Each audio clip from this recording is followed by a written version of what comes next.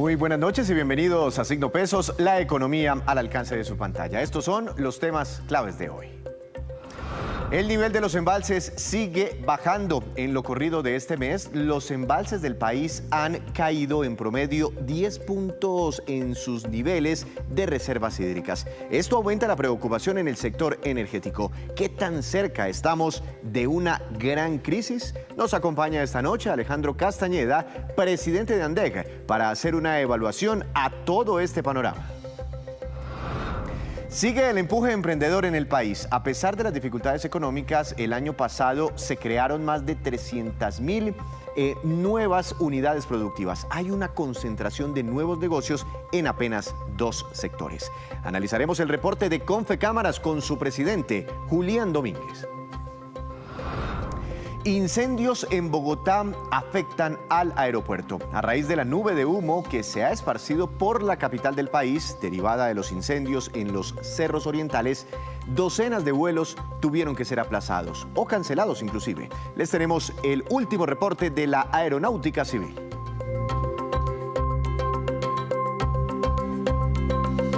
Comenzamos esta emisión de Signo Pesos hablando de la situación de los embalses en Colombia, que se ha visto afectada por el fenómeno del Niño, cuya intensidad cada vez es mayor en el territorio nacional. Para ver qué es lo que está ocurriendo, quiero saludar al doctor Alejandro Castañeda, presidente de ANDEC, que es la Asociación de Generadores de Energía. Doctor Castañeda, muy buenas noches y gracias por acompañarnos aquí en Signo Pesos. Víctor, muchas gracias por la invitación. Un saludo.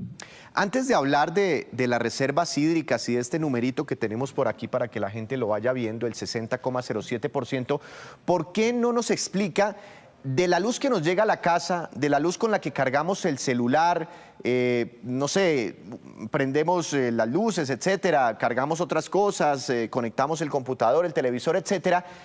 ¿Qué tanta de esa luz se genera vía agua? Pues Víctor, mire, en un año normal, sin un fenómeno del Niño, sin un verano, más o menos el 80%, 80-85% de lo que consumimos los usuarios del país se produce con agua, se produce con generación hidráulica. Más o menos un 15%, 18% en un año normal se produce con generación térmica porque algunas regiones necesitan esa generación para poder funcionar. Ahora, cuando estamos en medio de un fenómeno del Niño, la cosa comienza a ser muy distinta. ¿En qué sentido? Obviamente comienza a necesitar mucho más generación térmica porque esa es la que hace que los embalses no disminuyan tan rápidamente. Es la que hace como un efecto amortiguador para que esos embalses se vayan usando de forma gradual. Entonces, en un año como estos, en los cuales hemos usado bastante térmica, estamos más o menos a niveles de entre un 35 y un 45% del total de lo que consumen los usuarios, generándose con generación térmica, que básicamente es generación que se produce con carbón, con gas y en algunos momentos muy esporádicos con combustibles líquidos. Entonces, eso es básicamente lo que sucede, que nuestros embalses son embalses, el 80% de ellos se desocupan en menos de 3 meses, solamente el 20% de ellos son embalses que son capaces de durar más de 3 meses, más de 6 meses y un año, y por eso necesitas una generación térmica que te complemente, que lo que haga es, digamos que, como te decía, mitigar ese descenso rápido de los embalses en el país. Pero de todas formas, en épocas como esta, más de la mitad de la energía se genera a partir del agua. Bueno, esta cifra, reservas hídricas para la generación de energía, los embalses, el nivel útil de los embalses para la generación de energía está hoy en el 60,07%. ¿Cuál ha sido la evolución de este indicador antes del fenómeno del Niño y en las últimas semanas y para dónde vamos? Víctor, mire, cuando no estamos en el fenómeno del Niño, lo que sucede normalmente es que en el país se guarda agua entre los meses de abril y noviembre, se acumula agua y luego se usa esa agua durante el verano entre los meses de diciembre y marzo. Ahora, cuando llega un fenómeno del Niño, lo que nos complica la vida un poco es que las lluvias de septiembre, octubre y noviembre se desaparecen y ahí es donde la generación térmica juega un papel fundamental. ¿Qué pasó el año pasado? El año pasado, como sabíamos que venía el Niño, los agentes hidráulicos y el sector comenzó a permitir que la térmica generara mucho más. Entonces, digamos que niveles de ese 15-18% térmico que hablábamos al inicio en la pregunta anterior, comenzamos a ver que eso subió más o menos a niveles del 45% en septiembre, octubre, y luego hubo como unas lluvias entre los meses de noviembre y disminuyó un poco más, pero más o menos es como la relación, es decir, lo que hace el fenómeno del niño es que las lluvias desaparezcan. ¿Qué está pasando hoy?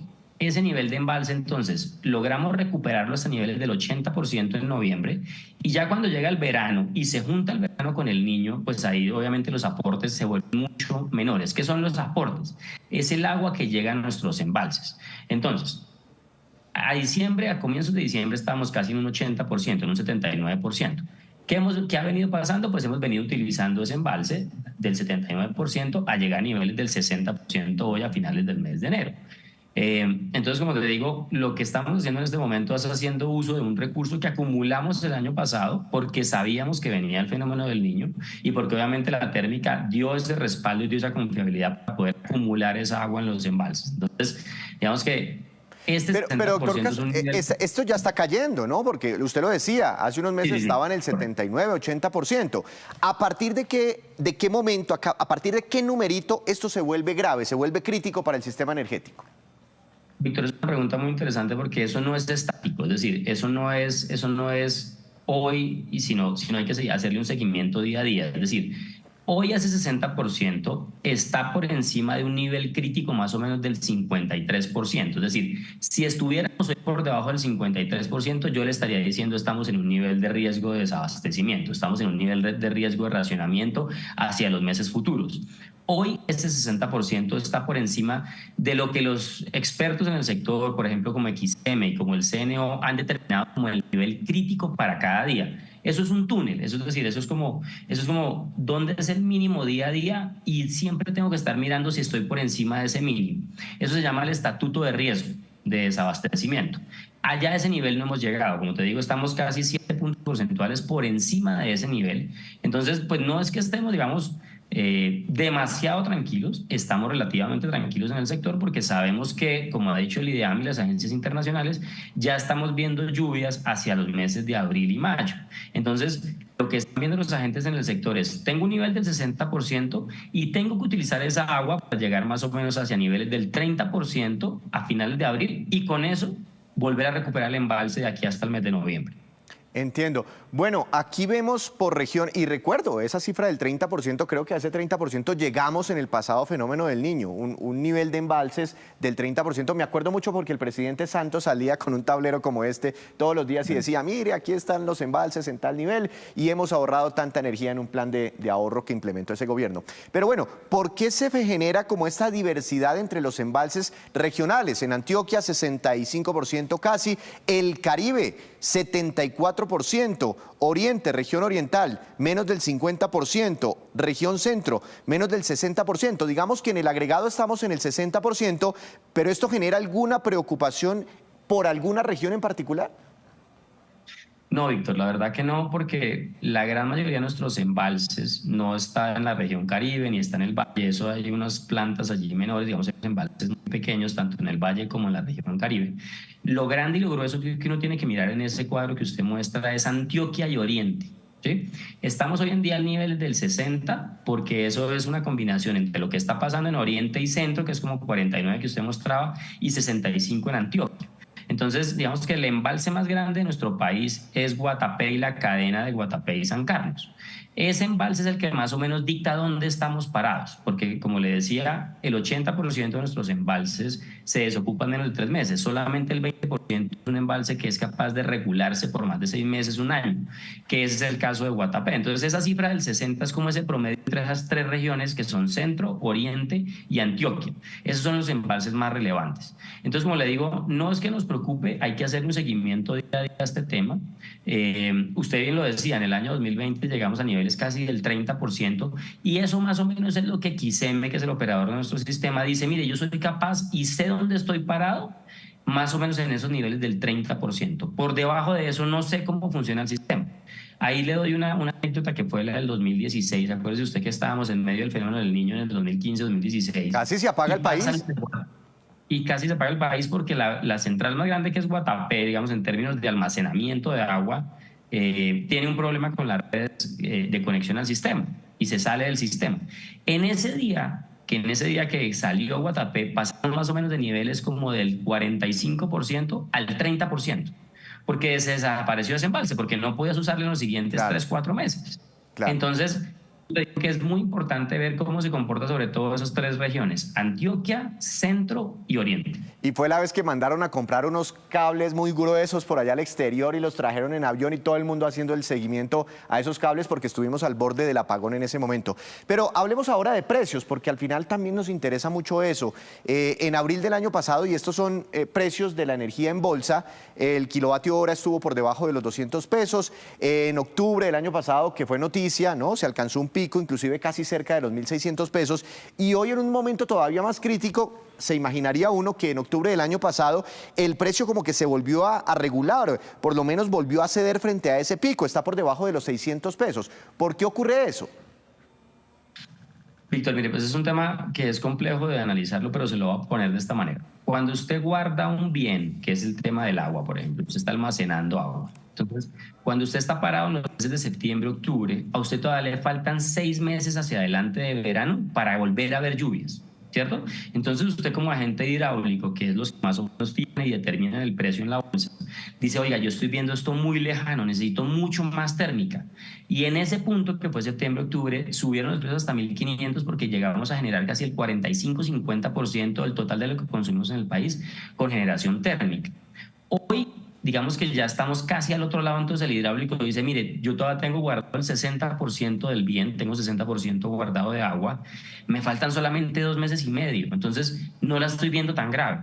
Entonces, por eso digamos que los precios en la bolsa no están en 1.500, sino están más o menos en 500, que lo que está permitiendo estos 500 pesos es que estemos generando más o menos en un 35% con generación térmica, y con eso, como te digo, estaríamos más o menos tranquilos de llegar a abril y comenzar otra vez a embalsar agua una vez comiencen las lluvias.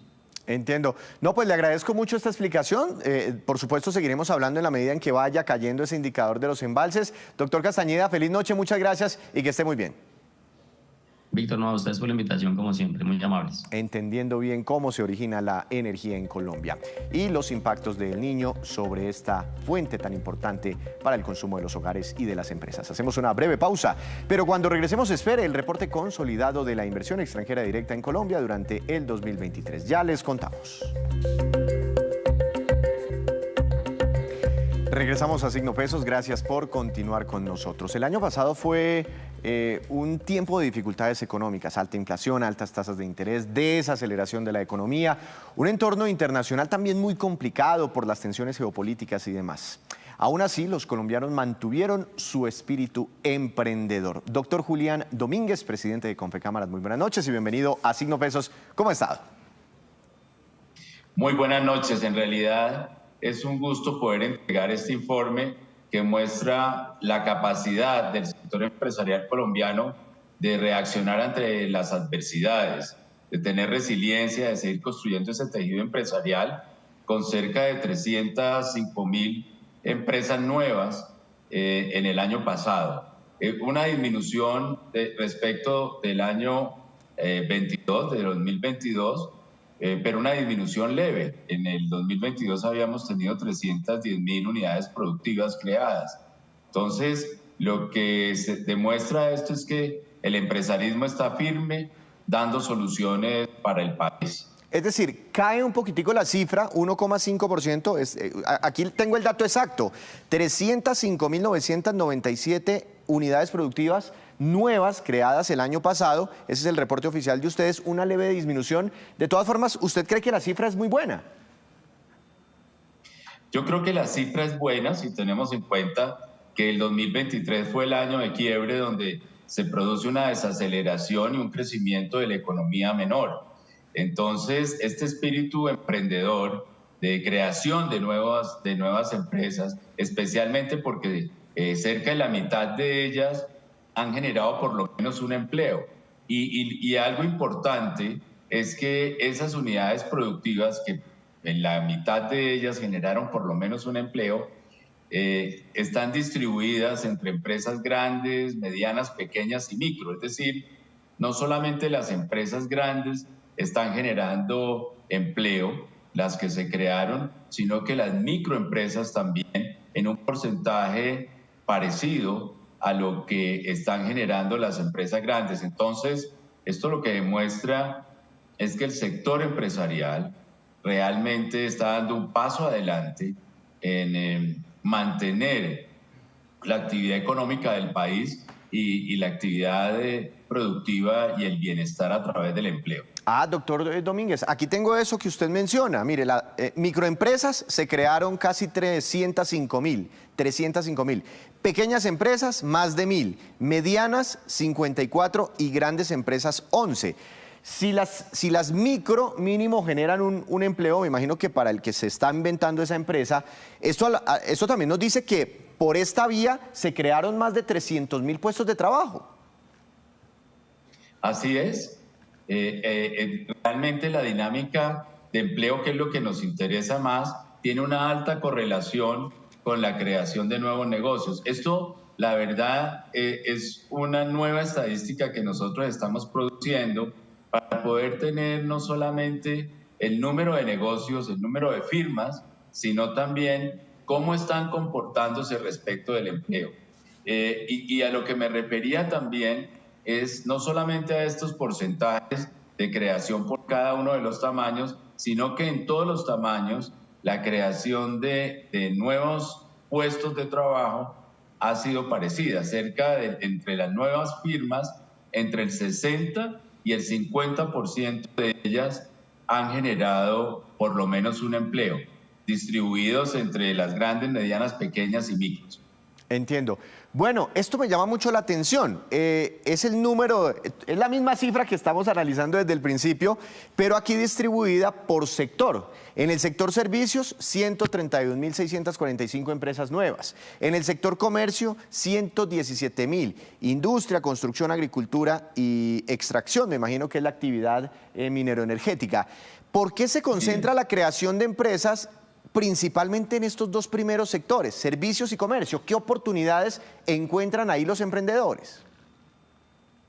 Pues estamos viendo un comportamiento muy positivo en actividades que han tenido una buena dinámica. Por ejemplo, empresas que se han creado para mejorar el mercado inmobiliario en el sentido de prestar servicios para el alquiler, prestar servicios para el arrendamiento de unidades productivas, no solo de vivienda, sino también bodegas, locales, etcétera. También en el sector turístico. Es muy importante en materia de servicios que está registrando el sector de turismo una dinámica importante el año pasado. Y en otras actividades ya más de carácter personal, de consultoría, de actividades que tienen que ver con agregar valor a las empresas en materia de gestión, en materia de productividad, se genera en ese sector de servicios una muy buena dinámica. Es curioso que a pesar de que el número en materia de empresas destinadas a la construcción es bajo, de todas maneras el número de empresas repuntó en el caso de empresas destinadas a actividades de vivienda, lo que muestra que hay un tejido empresarial, un aparato productivo muy determinado a estar listo para cuando los programas de vivienda arranquen, poder también rápidamente engranarse a la productividad en el sector de vivienda. Interesantes todos esos datos. Ahora, doctor Domínguez, aquí está la cifra de la creación de empresas, más de 300.000 unidades. ¿Ustedes hacen algún tipo de seguimiento de cuántas de esas empresas sobreviven en el tiempo o de pronto que mueran en el intento en el muy corto plazo? Sí, tenemos un observatorio de la movilidad empresarial que lo que tiende es a mostrar qué ocurre con las empresas digamos, en 5 años, en tener unas cohortes, como se llaman técnicamente, de 5 años. Infortunadamente, el número de empresas que se eliminan o que perecen o que mueren al cabo de 5 años es alto todavía, y de cada 10 empresas que se crean al cabo de 5 años perseveran 3. Ahora, ¿qué es lo que estamos haciendo? Determinando cuáles son los factores que permiten que las empresas no mueran. que las empresas perseveren. Y ahí tenemos unos factores críticos como acceso a crédito, acceso a recursos financieros y tener claro que la asociatividad, la formalización, poder pasar de ser personas naturales empresarias a ser empresas asociativas como sociedades comerciales, les genera una capacidad de mejorar en el tiempo. También aquellas empresas que tienen una capacidad de avanzar en materia de visión de negocios, planes de negocios y nuevos mercados. Claro. Doctor Domínguez, estas cifras más, digamos, el tejido empresarial actual que existe en Colombia, ¿qué nos puede decir? Por ejemplo, a la hora de fijar políticas públicas, porque aquí nos damos cuenta de que es que en el pensamiento, en el imaginario de muchas personas está cuando se habla de las empresas y de los empresarios, que todos son multimillonarios y que todos tienen un jet para viajar a Estados Unidos y a Europa cuando quieran, cuando realmente vemos que la gran mayoría de los empresarios son chiquiticos. Así es, nuestro tejido empresarial, y en América Latina ocurre lo mismo, es muy de pequeños negocios. Lo importante de esto es precisamente el proceso de movilidad, de lograr que un micronegocio pase a ser pequeño, uno pequeño a mediano y un mediano a grande. Esa movilidad la estamos midiendo con estos factores que hacen que las empresas precisamente crezcan para poder trabajar en planes y programas desde las cámaras de comercio que permitan efectivamente ese crecimiento de las empresas. La ventaja de la formalidad es que hay un registro que permite precisamente hacer estos análisis y construir políticas públicas. Y ya decía cómo es importante políticas públicas alrededor de mejorar el acceso al crédito para los pequeños negocios, de mejorar o procurar que estén en clúster o en aglomeraciones productivas o en cadenas productivas, de mejorar que tengan planes de negocios que les permitan a esos pequeños negocios vender a otras partes del mercado colombiano, porque muchos de ellos producen solamente para sus entornos, y también que tengan una vocación exportadora, también que logren verdaderamente introducir herramientas de innovación, que es muy importante en los distintos procesos. Doctor Domínguez, pues no lo puedo dejar ir sin hacerle una pregunta muy importante, ¿no? Que tiene que ver con la composición de las cámaras de comercio y de Confecámaras a raíz de unas tensiones que se presentaron recientemente con la llegada del doctor Ovidio Claros a la Cámara de Comercio de Bogotá y la intención de retirarse de Confecámaras eventualmente. ¿Esas tensiones ya fueron superadas?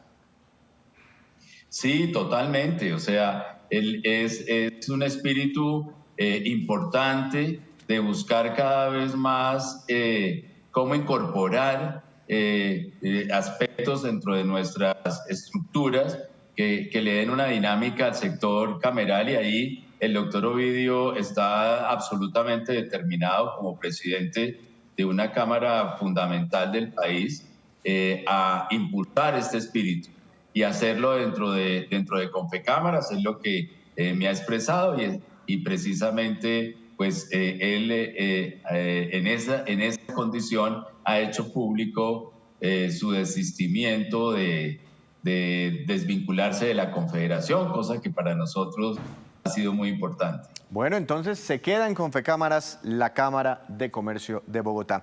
Doctor Domínguez, feliz noche, muchas gracias por acompañarnos, feliz año y bueno, seguiremos pendientes de la evolución de estas cifras en este 2024. Que esté muy bien. Gracias, y recordemos siempre, sin empresas no hay país. No hay y en unos días lo llamo para que hablemos de la renovación de la matrícula mercantil. Chao, que esté muy bien, porque también se viene ese vencimiento. Es hora de hacer una segunda pausa y en breve les contaremos cuáles son los clubes de fútbol con más ingresos en todo el mundo. Ya regresamos. Regresamos a Signo Pesos con esta que es la cifra económica del día. Es la siguiente. 13.068 millones de dólares y corresponde al valor de la inversión extranjera directa que llegó a Colombia durante el año pasado. Esa inversión muestra un incremento muy interesante del 16% frente al año 2022. Sin embargo, casi el 80% de todas esas inversiones se concentraron en la actividad minero-energética que pasó o reportó mejor un incremento del 27%.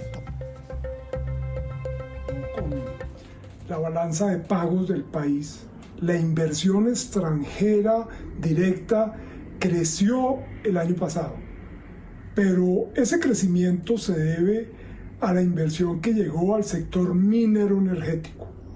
Lo preocupante es que la inversión extranjera que viene al sector diferente al minero energético disminuyó, cayó en un 13%. Creo que tenemos que ver cómo reversamos esa tendencia. El tema de reindustrialización, de crecimiento de la actividad productiva nacional requiere el apoyo de la inversión extranjera. Para eso hay que mejorar en el tema de seguridad, en los temas logísticos, hacer que nuestra economía sea mucho más competitiva. Ahí está el reto. Hace entonces un llamado de atención este gremio Analdex sobre la caída que de otro lado tuvo la inversión extranjera directa que llega a sectores distintos a la minería y al petróleo.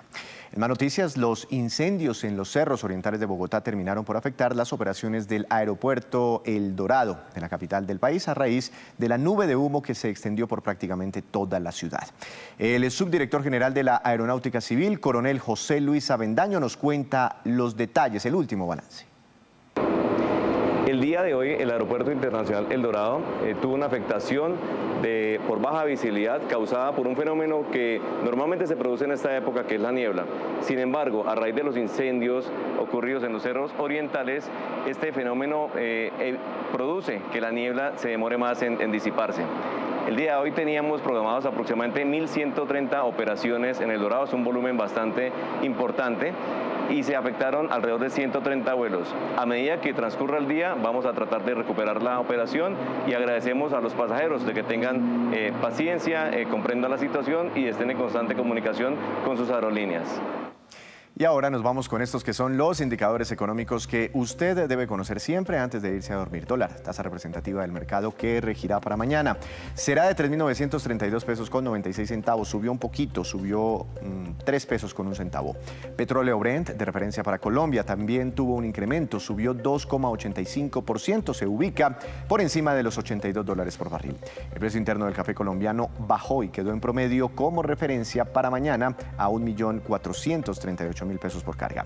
El índice MSCI Colcap de la Bolsa de Valores de Colombia volvió a reanimarse. Hoy subió 0,62%. Acción más valorizada, Grupo Energía Bogotá, con una ganancia de 3,32%, y la acción que más cayó fue la de Protección S.A., con un retroceso de 6,25%.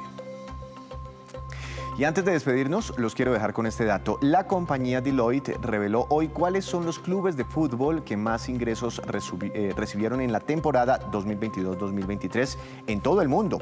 El primero fue el Real Madrid con 832 millones de dólares. 832 millones de dólares. Le sigue el Manchester City con 825 millones. Y en tercer lugar, el Paris Saint-Germain con 801 millones de euros de ingresos. Es la primera vez que se registran ingresos por más de 800 millones de euros anuales en un club. En este caso, 3 clubes que lograron superar este récord. Así terminamos por hoy, pero los esperamos mañana con una nueva emisión y con toda la información económica que usted necesita saber. Recuerde, esto es Signo Pesos, la economía al alcance de su pantalla. Que tengan una feliz noche.